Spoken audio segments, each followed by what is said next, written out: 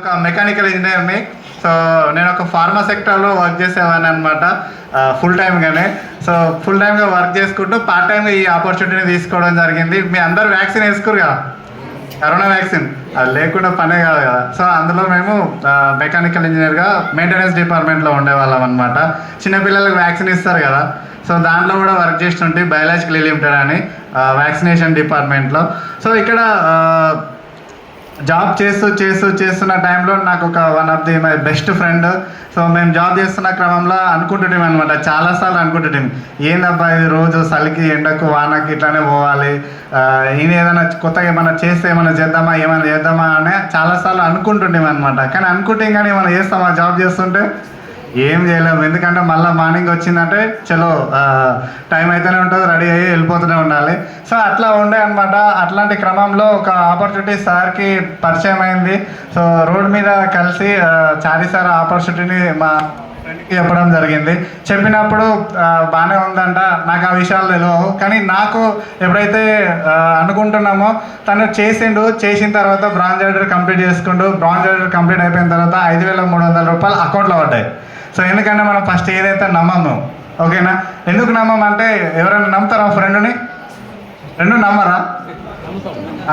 Business పరంగా ఎవరు నమ్ముతలేరు, కానీ వేరే విషయాలు అన్నిట్లలో నమ్ముతున్నారు. సినిమాకి పోదామంటే రాలేరా? అవునా? సాయంత్రం గుడికి పోదామంటే రాలేరా? ఎప్పుడైనా వచ్చారు, కానీ ఈ విషయానికి వస్తే నమ్ముతలేరు. సో అట్లా మా ఫ్రెండ్ కూడా అనుకున్నట్టుండు. అందుకని అకౌంట్లో డబ్బులు పడ్డాక నన్ను పిలిచి ఫోన్ చేసి చెప్పిండు అనమాట. సో మనం ఏదైనా చేద్దాం అనుకుంటున్నాం కదా, ఇది చేద్దాము, నాకైతే డబ్బులు వచ్చినాయి అని చెప్తే నేను కూడా ఏం చేసిన అంటే, ఏదో చెప్పు ఫోన్లో పేరు చెప్పు అని చెప్పినుంటే, పేరు చెప్పు నేను చూసుకుంటా, మనకు ఉంది కదా గూగుల్ ఉంది, అన్నీ ఉన్నాయి. సో సెర్చ్ చేసి అయిపోతుంది అని చెప్పి యూట్యూబ్లలో అన్నీ అనుకుంటుంటే, సో ఇక సిస్టమ్ వాళ్ళకి ఆల్రెడీ అప్పుడే చెప్పింది కదా అప్లైను. సో ఫోన్లో చెప్తే కుదరదు, నువ్వన్నా మా ఇంటికి రా, లేకుంటే నేనన్నా మీ ఇంటికి వస్తా, అప్పుడు మాట్లాడదామని చెప్పిండు. సో మాట్లాడదామంటే ఎట్లయినా వాళ్ళ ఇంటికి ఫ్రెండ్ కాబట్టి ఇంతకుముందు వద్దుట రైస్ రేట్లు వస్తున్నాయి, ఇక మీ ఇంటికనే తిండి తిందామని చెప్పి. సో అట్లా చెప్తుంటే ఆ సున్నాలు గీస్తుంటే స్టాలిన్ సినిమా లాగా ఉన్నట్టుంది, మనతో నేనవుతుంది అనుకున్నాం అనమాట. సో నీకైతే లేదు, జాక్పాట్లు వచ్చినట్టు మళ్ళీ నెక్స్ట్ మంత్ వస్తాయా అని డౌట్లు ఉంటాయి అనమాట. మొత్తం డౌట్లే. షాప్ చేంజ్ చేస్తే లైఫ్ చేంజ్ అవుతుంది, షాప్ చేంజ్ చేస్తే లైఫ్ చేంజ్ అవుతుంది అని అందరు విన్నారా మీరు?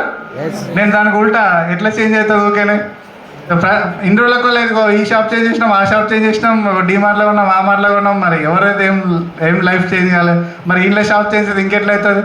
సరే ఎంతమందిని చేపియాలి, అట్లా ఎంతమందిని షాప్ చేంజ్ చేయాలి. సో సబ్బు చేంజ్ అయితే నూరుగా వస్తున్నాయి, అట్లా వస్తున్నాయి అని మీరు విన్నారా ఆయన అందరు? మీకు ఎప్పుడు డౌట్ రాలే? ఇట్లా నాకైతే పిచ్చి డౌట్లు వస్తున్నాయి అనమాట. ఏమైనా ఎంతమందిని సంతూర్ సోప్ నుంచి నేను ఇక్కడ ఉన్న సోప్కి, నీమ్ సోప్కి ఎంతమందిని చేంజ్ చేస్తాను, నాకు కారు వస్తుంది, అట్లా క్వశ్చన్స్ అనమాట. మీకు చిన్నగా అనిపిస్తాయి, కానీ మీకు బయట ప్లాన్లు చెప్తే అడుగుతుంటాయి ఇవన్నీ. సో ఇట్లా అడుగుతుంటే ఇంకా నాతో కాతలేదు రా బాబు ఇది అని చెప్పి, సో ఒక ఎక్స్పీరియన్స్ ఉన్న పర్సన్కి కనెక్ట్ చేసిండు. అట్లాంటి person my great mentor Srinivasa Sravanthi madam. Big applause.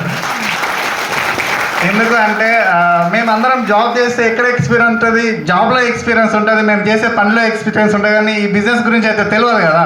So అందుకని క్లారిటీ కోసం చారి సార్తో కండక్ట్ చేపిస్తే ఒక ఫిజికల్ మీటింగ్ ఉండే ఆఫ్టర్ కరోనా లాంగ్ టైం తర్వాత నేను ఆ ఫిజికల్ మీటింగ్లో చూడడం జరిగింది. మేడ్చల్లో ఫంక్షన్ హాల్లో చూస్తే అక్కడ ఒక చాలామంది అంటే లోకల్ ఉన్న వాళ్ళు, నాకు తెలిసిన వాళ్ళు కూడా కొంతమంది వచ్చారు, సక్సెస్ అయ్యి అలా స్టేజ్ మీద మాట్లాడుతారు. మనం ఇప్పటిదాకా యాంకర్స్ నేను టీవీలో చూస్తుంటే అక్కడ చూసినా అనమాట, వడ్డమాన్ సార్ని, పవన్ రాజ్ సార్ని, ఏంటి సినిమా డైలాగులు ఇవన్నీ కొన్ని అనిపించుండే. అట్లా నేను మీటింగ్స్కి రావడం వల్లనే సబ్జెక్ట్ అనేది తెలిసింది. వాస్తవానికి మీటింగ్కి రాకుంటే నేను కూడా ఈరోజు ఖచ్చితంగా నేను ఫస్ట్ షిఫ్ట్ సెకండ్ షిఫ్ట్లో ఉంటాడు తప్ప ఈ జాబ్కి బిజినెస్కి జాబ్కి సూట్ అవుతుంటే, కానీ బిజినెస్ సూట్ కాకుంటుంటే నేను కూడా చాలా డైలాగ్స్ చెప్పి వదిలించుకుంటుంటే. ఎక్కడ డిసైడ్ అయినా నేను మీరు నాకు కాంటాక్ట్ ఎదలేనట్టు ఎక్కడ డిసైడ్ అయినా నేను వెరీ గుడ్. సో మీటింగ్కి రావడం వల్ల నాకు ఒక క్లారిటీ వచ్చింది. ఎందుకు క్లారిటీ వచ్చింది? ఇప్పటిదాకా చూసినారా మీరు బ్రాంచ్ నుంచి నేను అగ్రికల్చర్ చేస్తున్నా, మేడం టీచింగ్ చేస్తుంది, ఇంకా సార్ గోల్డ్ స్మిత్ ఉన్నారని చెప్పి ఇట్లా వింటున్నారు కదా మీరు, నేను చేపలు పడుతుంటే. అట్లా నాకు కూడా అలా చూస్తుంటే చాలామంది ప్రొఫెషన్స్ ఉన్నారు. వీళ్ళందరూ చేసినప్పుడు నేను కూడా చేయగలుగుతా. ఇంకా నా ఫ్రెండ్ కూడా పక్కనే ఉండు, డబ్బులు కూడా వచ్చినాయి కదా. ఫ్రెండ్ అయితే అప్పుడు మోసం చేయడు ఇంకా. సో నాకు 1000 రూపాయలు వస్తే చాలు, ఏం చేయాలో చెప్పని అడిగిన. 1000 రూపాయలు ఎందుకు? పెట్రోల్కి డబ్బులు మిగులుతాయని చెప్పి. మన జాబ్ కొనికను దాని దీని ఖర్చులకు వస్తాయి కదా. మీరు అనిపించలేదు ఎప్పుడు? చిన్న 500 వచ్చినా 1000 రూపాయలు వచ్చినా చాలు అని అనిపిస్తుంది కదా. నాకు ఒక 1000 రూపాయలు వస్తే చాలు అని చెప్పి నేను స్టార్ట్ చేసిన ఆ మీటింగ్కి పోయిన తర్వాత. ఎందుకంటే మీరు కూడా ఈరోజు కొత్త వాళ్ళు మీటింగ్కి వస్తారు కదా, మీకు క్లారిటీ అర్థమైనా అర్థం కాకపోయినా కానీ వచ్చిన వాళ్ళని అడగండి ఒకసారి, ఏంటి అసలు వీళ్ళు ఇట్లా అంటున్నారు. కార్లు బయట కూడా వెస్టేజ్ కార్లు అవన్నీ మీరు నెంబర్ కొట్టి కూడా చూడవచ్చు గూగుల్లో, మా పేర్లు వస్తాయి, మళ్ళీ ఎల్లో ప్లేట్ ఏది లేదు. ఓకేనా? సో సక్సెస్ఫుల్ వాళ్ళందరినీ చూడొచ్చు. అట్లా మీరు కూడా మీకు తీసుకొచ్చిన వ్యక్తిని అడగండి, గట్టిగా అడగండి. ఒకవేళ ఆయన చెప్పలేదు అనుకో, నాకు కూడా మా ఫ్రెండ్ అన్నప్పుడు నేను ఏం చేసిన, చాలాసార్కి కాంటాక్ట్ చేసింది కదా, అట్లా ఆయనకు తెలియకుండా అప్లైన్కి కాంటాక్ట్ చేస్తాడు, మీకు కాల్లో కాన్ఫరెంట్ పెడతాడు, మాట్లాడతారు. దీని గురించి ఖచ్చితంగా తెలుసుకోండి. నేను చెప్పే పాయింట్ ఏంటంటే దీని గురించి మొత్తం తెలుసుకోండి. తెలుసుకోకుండా మీకు అక్కడ చూసి ఇక్కడ చూసి, ఎందుకంటే యూట్యూబ్లో నేను ఇప్పుడు ఇది బాగుందని చెప్పి నేను పెడతా, ఒక అతను ఏం చేస్తాడు బాగాలేదని పెడతాడు, ఒక అతను ఏం చేస్తాడు ఇంకేదో పెడతాడు. ఇంకా సో క్లారిటీ ఏడు ఉంటుంది. మనం క్లారిటీ కోసం అని దాంట్లోకి వెళ్తాము, అన్క్లారిటీగానే బయటకు వస్తాము, మళ్ళీ టైం అంతా వేస్ట్ అవుతుంది. అట్లా మెంటర్షిప్లోకి వచ్చిన తర్వాత నాకు తెలియదు కాబట్టి, సో ఇక్కడ అంతకుముందు నేను జాబ్లో ఎవరిని ఫాలో అవుతా అంటే మా బాస్ని ఫాలో అవుతుంటే, మేము ప్రాజెక్ట్లో వర్క్ చేస్తుంటాం కాబట్టి మాకు ఎండి సార్తో కూడా మీటింగ్స్ ఉంటుండే. వాళ్ళు పిచ్చి బూతులు తిడుతున్నారు అనమాట, యూజ్లెస్ ఫెలోస్ ఏం చేస్తున్నారంట అని. అంటే అక్కడ బిహేవియర్ ఎట్లుంటుంది, వాళ్ళు జీతం ఇస్తున్నారు. అర్థమవుతుందా? మనమైనా ఇప్పుడు మనందరూ అగ్రికల్చర్ బ్యాక్గ్రౌండే కదా, కూలికి అందరం పిలుస్తామా మన దగ్గర పని ఎక్కువ ఉందంటే కూలి డబ్బులు ఇవ్వడం, కూలి వ్యక్తులను పిలుస్తాం. అంటే ఫీల్ కావద్దు ఎవరు, నేను కూడా అన్ని పనులు చేసిన. ఓకేనా? పిలిచినప్పుడు అందరిని అబ్జర్వేషన్ చేస్తాం మనం. మీరు కావాలంటే కలుస్తున్నారు కదా, కలుస్తుంటే పత్తి తీస్తుంటే ప్రతి ఒక్కరు మనం అబ్జర్వేషన్ చేస్తాం. ఒకవేళ ఎవరైనా టైం పాస్ చేస్తారు అనుకో, మనం నెక్స్ట్ టైం పిలుస్తామా? వద్దు, ఆమె పని చేస్తలేదు, ముచ్చట పెడుతుంది, ఇంకోటి పత్తి తక్కువ తీసింది, ఈ కలుపు గింతనే కలిసింది, వద్దు ఆమె పక్కన డిస్టర్బ్ వద్దు ఆమె అని చెప్పుకోవడమా లేదా? సేమ్ కదా, మనం పలుగు పార పట్టుకొని పోయినాము, ఇక్కడనేమో మేము పాయింట్ షర్ట్ వేసుకొని షూ వేసుకొని ట్యాగ్ వేసుకొని గేట్ లోపలికి వెళ్ళినాం. గేట్ లోపల ఏం జరుగుతుంది ఎవరు తెలియదు మళ్ళా. అవునా కదా? గింతే తేడా. ఆడ కూలి పని అంటున్నాము, ఇక్కడ జాబ్ అంటున్నాము తప్ప వేరే ఏ వర్డ్స్ లేవు. ఇక్కడ జాబ్ అని ప్రొఫెషన్ చెప్తున్నాం అంతే. ఇక్కడ లోపల కూడా ఆ బాస్ చెప్పినట్టు చేయాలి. బాస్ చెప్పినట్టు చేస్తే ఏమొచ్చిందంటే శాలరీ వచ్చింది, రూమ్ రెంట్ క్లియర్ అయిపోయింది, అవసరానికి ఫుడ్ వచ్చింది, బట్టలు వచ్చినాయి, బండ్ల పెట్రోల్ వచ్చింది తప్ప ఈఎంఐ, ఒక బండి ఈఎంఐ ఉంటే బండి ఈఎంఐ క్లియర్ అవుతాయి. అంతకు మించి ఏమైనా క్లియర్ అవుతాయా? ఎవరికైనా క్లియర్ అయినా? సరే, ఒకళ్ళు ఇల్లు తీసుకున్నా, గవర్నమెంట్ జాబులు ఏం తీసుకున్నా అలా డాక్యుమెంట్స్ అన్ని బ్యాంకులో ఉంటాయి చూడండి కావాలంటే, చాలా మటుకు. అవునా? సో ఇట్లా లైఫ్ అనేది ఇట్లా ఉంది. సో రోజు routine life, morning 9 to 5 tiffin ఖాళీ అవుతుంది, తిట్లు తింటున్నాము, పని చేస్తున్నాము, ఇదే జరుగుతుంది తప్ప మార్పులు అయితే ఏం రావట్లేదు. సో నేను సిస్టమ్కి కనెక్ట్ అయినా. అట్లా మీటింగ్ ఒకటి విన్నా, ఇక్కడికి వచ్చిన తర్వాత జాబు అండ్ ఇక్కడ బిజినెస్ని నేను కంపారిజన్ చేసుకుంటున్నాను అనమాట. ఈరోజు మీకు సాటర్డే మీటింగ్ వింటారు మీరు అందరూ, అవునా కదా? సాటర్డే మీటింగ్ వింటారు. సాటర్డే మీటింగ్లో ఎవరు మాట్లాడతారు? మన గ్రేట్ అప్లయన్స్ ఎవరైతే 1 lakh ప్లస్ ఇన్కమ్ ఉన్నారో వాళ్ళు మాట్లాడతారు. సో అట్లా నేను ఒక FRU అనే మీటింగ్కి వచ్చిన, అది బలవంతంగానే వచ్చిన. ప్రొజెక్టర్లో చూడడానికి 2500 టికెట్ పెట్టుకున్నాను నేను. ఓకేనా?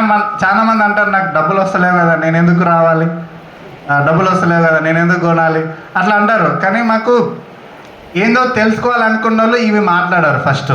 అంటే అర్థమైందా? దీని గురించి ఏం తెలుసుకోవాలి, నేను నాలెడ్జ్ తీసుకోవాలనుకున్న వాళ్ళు ఇవి మాట్లాడారు ఎప్పుడు.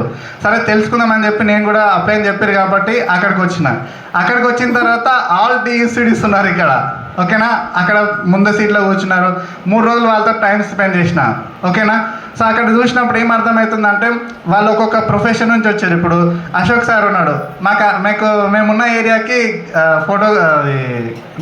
సార్ అది టెంపుల్ దగ్గరనే అనమాట, వరగల్ టెంపుల్ దగ్గరనే. నేను మల్టీ టైమ్స్ పోయినా. సో ఫోటోగ్రఫీ చెప్తున్నాడు సారు. అంతకుముందు ఫోటోలు అంటే PPTని మనం జూమ్లో చూస్తున్నాం, అంతకుముందు నుంచి జూమ్లో చూస్తుంటే అరే ఇక్కడ లోకల్ పర్సన్స్ కూడా ఇక్కడ ఉన్నారు, అంటే గజ్వేల్ ఏరియా పర్సన్స్ ఇక్కడ ఉన్నారు.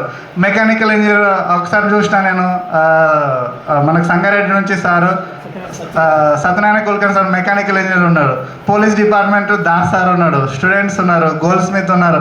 ఇక్కడ ఆల్ DSCDs ఒక్కొక్క ప్రొఫెషన్స్ ఉన్నారు. మీరు కావాలంటే ఈ బుక్ ఓపెన్ చేసి మీరు పేజీలు చదివినా మీకు అర్థమవుతుంది.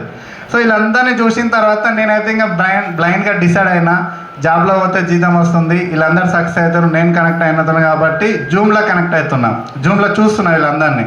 సో అక్కడ ఎఫ్ఆర్ఏలో చూసినా, జూమ్లో చూసినా, ఇంకా నేనేం చేస్తున్నా అంటే నాకేమైనా క్లియర్గా ఉంటుందా ఇది? ఉండదు. మరి ఇప్పుడు అక్కడికి వెళ్తే మాకు ఎస్ఓపిస్ ఉంటాయి. కొంతమందికి తెలిసి ఉండదు, ఫార్మా కంపెనీలు వేస్తే ఎస్ఓపి అంటే స్టాండర్డ్స్, అంటే ఎవరు వచ్చినా ఎంత పెద్ద తోపైనా చదువుకున్నా చదువుకోకపోయినా వాళ్ళు ఈ బాటిల్ ఇట్లనే దిప్పి ఓపెన్ చేయాలంటే అట్లనే దిప్పి ఓపెన్ చేయాలన్నమాట. దానికి విరుద్ధంగా చేసినాం అనుకో బయటకు పంపిస్తారు. అంటే ఒక స్టాండర్డ్ ఆపరేషన్ సిస్టమ్ ఉంటుంది. మనకు కూడా జిఎంపి ఇవన్నీ మీరు వింటున్నారు కదా సర్టిఫికేట్స్, అవన్నీ మా కంపెనీలో ఫాలో అవుతారనమాట. సో మ్యానుఫ్యాక్చరింగ్ కాబట్టి ఇప్పుడు వ్యాక్సిన్స్ అనేది చిన్నపిల్లలకి ఇస్తారు, అవునా? కింద మీద అయింది అనుకో పిల్లలు చచ్చిపోతారు, అందుకని స్టాండర్డ్స్ మెయింటైన్ చేస్తారు. సో ఇక్కడ నేను చూసిన అక్కడ సర్టిఫికేట్స్ ఇక్కడ సర్టిఫికేట్స్ ఏమున్నాయి. సో ఇక్కడ వీళ్ళు ఏం చెప్తున్నారు, అక్కడ జాబ్కి పోతే ఏముంది, టోటల్ కంపారిజన్ దాంట్లో చూసిన తర్వాత లక్షలు కనిపిస్తున్నాయి. ఇక్కడ శ్రీనివాస్ ఒటమాన్ సార్ మాకు ఒకసారి హోమ్ మీటింగ్ పెట్టినప్పుడు car fund, house fund, travel fund చూపెట్టారు. అప్పటికే సార్ది లక్షలలో ఉంది, మా శాలరీ కూడా 35,000 ఉంది. ఇదేంది ఫండ్స్ కూడా ఇట్లా వస్తున్నాయి అంటే పిఎఫ్ లెక్క అన్నారు. అప్పుడు మన భాషలో చెప్పారు అనమాట, అంటే అకౌంట్లోనే ఉంటాయి ఇవన్నీ. సో అంటే మనం చూస్తే ఇట్లా ఉంది కథ. ఇవన్నీ అబ్జర్వేషన్ చేసి మనం చేస్తే ఎట్లా చేసుకోవాలి, ఏం చేసుకోవాలి. సో నాకు కావాలి ఏంటంటే నాకు కూడా సార్ 30,000 రావాలి ఖచ్చితంగా.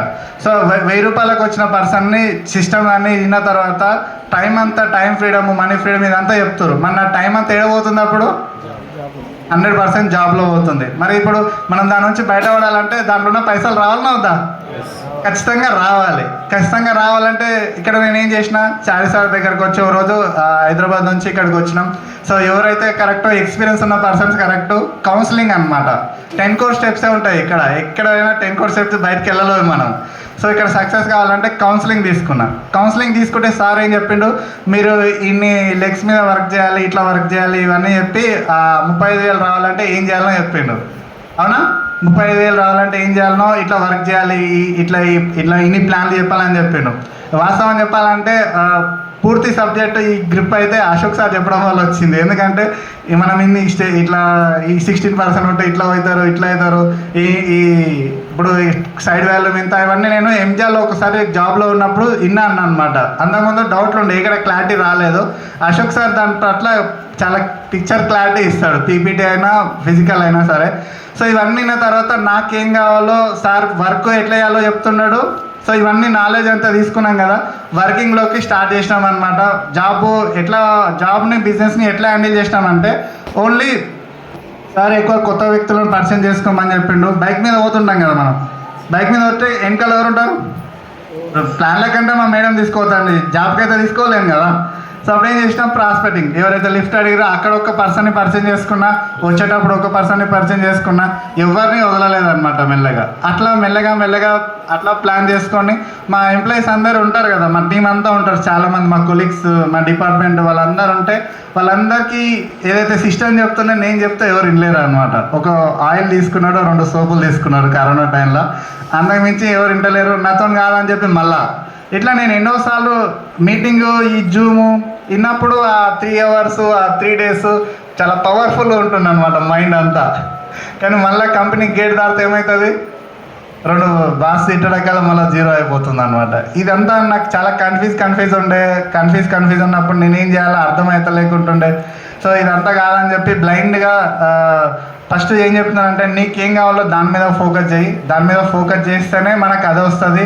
నువ్వు అక్కడ జాబ్ పోతే అటు ఇటు పోతుంటే సిస్టమ్ కనెక్ట్ కావాలంటే ఓన్లీ జూమ్ కనెక్ట్ అయితే కాదు, దాంట్లో ఏం చెప్తారో దాన్ని మనం ఇంప్లిమెంటేషన్ చేయాలి మెయిన్. సో అది ఇంప్లిమెంటేషన్ చేస్తేనే మీరు అవుతారని చెప్పి మళ్ళీ సార్ ఒకసారి చెప్పడం జరిగింది. మాకు హోమ్ మీటింగ్ పెట్టినప్పుడు 10 కోర్ స్టెప్స్ ఇవన్నీ చెప్తే మేము దాన్ని ఏం చేసినామంటే ఇంప్లిమెంటేషన్ స్టార్ట్ చేస్తే నాకు కూడా బ్రాంజ్ అయిపోయినప్పుడు 11,100 చేంజ్ వచ్చింది. సో నేను కూడా జాబ్ చేస్తుంటే ఏం చేసిన, పార్ట్ టైమ్గా జాబ్స్ చాలా మటుకు చేసిన, దాంట్లో నాకు 2,000 4,000 కన్నా ఎక్కువ రాలేదు. కానీ ఇది కూడా పార్ట్ టైం చేస్తే ఏమొచ్చింది, 11,100 చేంజ్ వచ్చింది బ్రాంజ్ రైటర్ అయినప్పుడు. సో అప్పుడు నా శాలరీ 30,000 ఉండే. సో నేను చాలాసార్లు ఆశ్చర్యపోయినాయి, 11,000 లేకుంటే 1100, 11,000 అని చెప్పి. ఎందుకంటే ఇది ఇట్లా వస్తుందని నాకు తెలియదు కదా. సో చూసుకుంటే అరే ఇంట్లో పైసలు ఉన్నాయని చెప్పి ఆ బ్రాంచ్ డైరెక్టర్ ఆ పైసలు చూసి మైండ్ బ్లాక్ అయిపోయింది. సో చేస్తే తినేయాలని ఒక డిసైడ్ అయ్యి మెల్లగా జాబ్లో ఉన్నప్పుడే ఏం చేస్తుంటే నా లీవ్స్ నేను ప్రాపర్గా వాడుతుంటే, మాకు ఈఎల్స్ పిఎల్స్ వీక్ ఆఫ్స్ ఇవన్నీ ఉంటాయి అన్నమాట, డబల్ ఆఫ్ ఉంటుంది మాకు ఇంకా. సో ఇవి ప్రాపర్గా వాడుకుంటుంటే ఇవి వాడుకొని డిసైడ్ అయ్యి చేస్తుంటే నేను సార్తో కమ్యూనికేషన్ ఎక్కువ చేపిస్తుంటే, మ్యాక్సిమం సార్ వాళ్ళతో కమ్యూనికేషన్ ఎక్కువ చేయించి మెల్లగా ఈ మీటింగ్స్కి ఎక్కువ తీసుకొస్తుంటే. అర్థమవుతుందా? మనం సక్సెస్ కావాలంటే ఈ చిన్న చిన్న స్టెప్స్ ఫాలో కావాలి. మనకు అర్థం కాదు కానీ మీటింగ్ తీసుకొస్తే నేను ఫైనల్ చేసుకుంటాను ఆ పర్సన్ని. ఎటు తిరిగి మీటింగ్ గుంజుకు వచ్చినాం అనుకో వింటాడు ఆయన. సో ప్రతి ఒక్కరు తిన్న తర్వాత ఏమంటారు, నేను బయటకు పోగానే నీకేం అర్థమైందని అడుగుతుంటే ఇమీడియట్లీగా ఏం అర్థమైందంటే చెప్తాడు కదా, ఏదో ఒకటి చెప్తాడు ఆయన. నెగిటివా పాజిటివ్ అయితే ఇమీడియట్లీగా సార్తో కమ్యూనికేట్ చేస్తాడు, నెగిటివ్ అయితే నమస్తే నో ప్రాబ్లం, నో అంటే నెక్స్ట్ ఆప్షన్. సో ఇట్లా ఫైనలైజ్ చేసుకొని మెల్లగా బ్రాంజ్ అయిపోయింది. బ్రాంజ్తో తర్వాత సిల్వర్ లేదు, గోల్డ్ అయిపోయింది. గోల్డ్తో పాటు తర్వాత జాబ్లో ఉన్నప్పుడే స్టార్ కూడా కంప్లీట్ చేసుకున్నా, డైమండ్ కూడా కంప్లీట్ చేసుకున్నా. ఎందుకంటే నాకు సైడ్ వాల్యూ చాలా ఇబ్బంది అవుతుండే. అశోక్ సార్ చెప్తున్నాడు సైడ్ వాల్యూ ఇట్లా వేసుకోవాలని. ఈ 500 సైడ్ వాల్యూ మనదే 200 అవుతుంది, ఇంకో 300 ముగ్గురు కస్టమర్స్ అయితే చాలా అయిపోతుంది. డైమండ్ అయితే క్లియర్గా ఉంటుంది, సైడ్ వాల్యూతో పని లేదు ఎక్కువ అని చెప్పి జాబ్లో ఉన్నప్పుడు డైమండ్ కంప్లీట్ చేసుకున్నా. టైం అయిపోయింది. ఓకే, జాబ్లో ఉన్నప్పుడు డైమండ్ కంప్లీట్ చేసుకున్న తర్వాత మెల్లగా నెక్స్ట్ ఏం చేసిన, ఇంకా జాబ్ ఫ్రీ కావాలి కదా. నాకు కూడా 35,000 ఇన్కమ్ ప్లస్ తీసుకున్న జాబ్లో ఉన్నప్పుడే. సో అప్పుడు నేను దాసార్తో కౌన్సిలింగ్ తీసుకొని జాబ్ ఫ్రీ అయిన తర్వాత ఎప్పుడు ఫ్రీ అయినా అంటే April 8, 2022. April 8కి ఫ్రీ అయితే మే కష్టపడ్డా. June 6కి మా మేడం బర్త్డే రోజు బ్యూటిఫుల్ బయట కార్ ఉంది, ఆ కార్ తీసుకున్నప్పుడు నాతో కాదనుకున్నా. కానీ సార్ వాళ్ళు కౌన్సిలింగ్ చేశారు, చారి సార్, ఒడమాన్ సారు. షోరూంలో కూర్చోబెడితే కూడా ఏముంటుందంటే వద్దు సార్ అని చెప్పి నేను బయటకు వెళ్ళాను అనమాట. ఎందుకంటే మాది చాలా పూర్ ఫ్యామిలీ, మాది ఒక బైక్ కూడా ప్రాపర్ మెయింటైన్ చేయలేకపోతున్నాము, ఇల్లు కూడా సరిగా లేదు. మా నాన్న మనం చదివిపించింది నవ్వి ఏం చేయలేదు అనమాట, ఆస్తి పరంగా ఏం లేవు. సో ఎట్లా విధంగా కార్ తీసుకున్నా అంటే చాలా భయంకరమైన కార్. నేను కూడా ఏ కార్ తీసుకోవాలని తిరుగుతుంటే సార్ ఒకటే కాల్ చేసి నువ్వు కార్ తీసుకోరు నాయన, ఇంకా నువ్వు ప్లాన్కి వెళ్ళని చెప్పింది చాలాసార్లు. సో ఇట్లా ఎటో విధంగా మా సార్ మేడం బర్త్డే రోజు కార్ అయిపోయిన తర్వాత అవుతూనే ఉంటుంది ఆ కారు. దాన్ని ఈఎంఐ కట్టాలనా, పెట్రోల్ పోయాలనా, మన ఇంకొక బ్యూటిఫుల్ ఏదన్నా నాకు కార్ రాదు. ఓకేనా, ఇక్కడికి వచ్చింది చాలా మంది డ్రైవింగ్ రాదు. సో మెల్లగా అట్లా ఇట్లా వాడి డ్రైవింగ్ నేర్చుకున్నాము. మెల్లగా ఇంకా నెక్స్ట్ ఏం చేసిన, సో కారు అయితే వచ్చింది. కారు అన్నీ ఉన్నాయి. మరి మా వాళ్ళందరూ ఎలానే చేస్తారు, జాబ్లో వదిలేటప్పుడు కూడా మా మేనేజర్తో సహా అరే పిచ్చోని వారని ఆయన అందరు జాబ్ని కాపాడుకుంటే నువ్వేంది ఇట్లా చేస్తున్నావు అది చేస్తున్నావు, ఫ్రెండ్స్ నుంచి ఇంకా ఇటు పిచ్చోడు అయిపోయాడు. ఈ కోట్ ఉంది కదా, స్టేటస్ చూసి ఈ 4 రోజులు అయితే మనల్ని అడుక్కుంటాడు జాబ్ ఏదో, ఇక ఇప్పటికి కూడా అనుకుంటారు అనమాట. ఏమనుకుంటారు అంటే ఇది ఇంకా ఏ రోజైనా మళ్ళీ మనల్ని అడుగుతారు ఇంకా అని చెప్పి. సో అట్లా ₹1,00,000 రావాలని 90 days గోల్ పెట్టుకున్న. ఏదైతే ఉందో ఒక డిసెంబర్ కల్లా ₹1,00,000 రావాలని చెప్పి గోల్ పెట్టుకుంటే నేను కూడా సార్ స్ట్రక్చర్ వేసుకున్నా. మళ్ళీ ఎట్లయితే వర్క్ చేయాలి 6 లెగ్గులు అని చెప్పి స్ట్రక్చర్ వేసుకున్న, ఆ స్ట్రక్చర్ మీద వర్క్ చేసిన. సో నాకేం చేసిన, డిసెంబర్లో పెట్టుకుంటే నవంబర్లోనే 1 lakh ఇన్కమ్ వచ్చింది. ఈ ₹1,00,000 ఫోటో వచ్చింది క్రౌన్ డైరెక్టర్గా. సో జాబ్ మానేసి అందరు పిచ్చాడు అన్నాడు. ₹1,00,000 వచ్చిన తర్వాత అవాక్కయ్యారు అనమాట అందరూ. ఎందుకంటే మనం సమాధానం చెప్పాలంటే దాస్ సార్ చెప్తారు మనం సౌండ్ చేయాల్సిన పని లేదు, సక్సెస్ సౌండ్ చేస్తా అని చెప్పి అవి కొన్ని ఫీడ్ అయిపోయినాయి అనమాట. సో అట్లా క్రౌన్ కంప్లీట్ చేసుకొని ఇప్పుడు ప్రజెంట్ యూసిడీ లెవెల్లో ఉండి highest income 2 lakhs plus income తీసుకుంటున్నా.